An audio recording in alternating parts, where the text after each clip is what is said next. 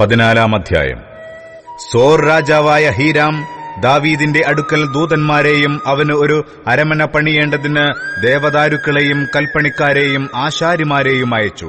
യഹോവയുടെ ജനമായ ഇസ്രയേൽ നിമിത്തം തന്റെ രാജ്യത്വം ഉന്നതി പ്രാപിച്ചതിനാൽ തന്നെ യഹോവ ഇസ്രയേലിന് രാജാവായി സ്ഥിരപ്പെടുത്തി എന്നു ദാവീദിന് മനസ്സിലായി.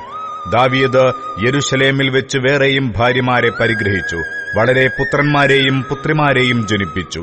യെരുശലേമിൽ വെച്ച് അവന് ജനിച്ച മക്കളുടെ പേരുകളാവിത്: ശമ്മൂവ, ശോബാബ്, നാഥാൻ, ശലോമോൻ, യിബ്ഹാർ, എലീശുവ, എൽപേലത്ത്, നോഗഹ്, നേഫഗ്, യാഫിയ, എലീശാമ, ബില്യാദ, എലീഫേലത്ത്.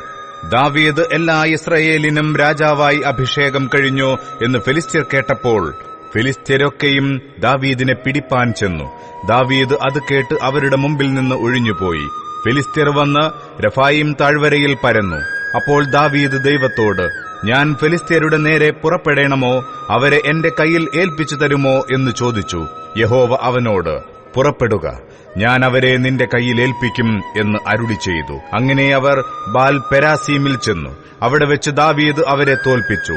വെള്ളച്ചാട്ടം പോലെ ദൈവം എന്റെ ശത്രുക്കളെ എന്റെ കൈയാൽ തകർത്തുകളഞ്ഞു എന്ന് ദാവീദ് പറഞ്ഞു. അതുകൊണ്ട് ആ സ്ഥലത്തിന് ബാൽ പെരാസീം എന്നു പേർ പറഞ്ഞു വരുന്നു. എന്നാൽ അവർ തങ്ങളുടെ ദേവന്മാരെ അവിടെ വിട്ടേച്ചുപോയി.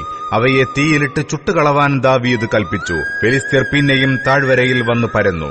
ദാവീദ് പിന്നെയും ദൈവത്തോട് അരുളപ്പാട് ചോദിച്ചപ്പോൾ ദൈവം അവനോട്, അവരുടെ പിന്നാലെ ചെല്ലാതെ അവരെ വിട്ടുതിരിഞ്ഞ് ബാഖാവൃക്ഷങ്ങൾക്കെതിരെ അവരുടെ നേരെ ചെല്ലുക.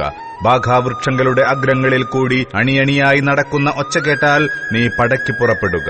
ഫെലിസ്ത്യരുടെ സൈന്യത്തെ തോൽപ്പിപ്പാൻ ദൈവം നിനക്ക് മുമ്പായി പുറപ്പെട്ടിരിക്കുന്നു എന്ന് അരുളി ചെയ്തു. ദൈവം കൽപ്പിച്ചതുപോലെ ദാവീദ് ചെയ്തു. അവർ ഗിബെയോൻ മുതൽ ഗേസർ വരെ ഫെലിസ്ത്യ സൈന്യത്തെ തോൽപ്പിച്ചു. ദാവീദിന്റെ കീർത്തി സകല ദേശങ്ങളിലും പരക്കുകയും യഹോവ അവനെയുള്ള ഭയം സർവ്വജാതികൾക്കും വരുത്തുകയും ചെയ്തു.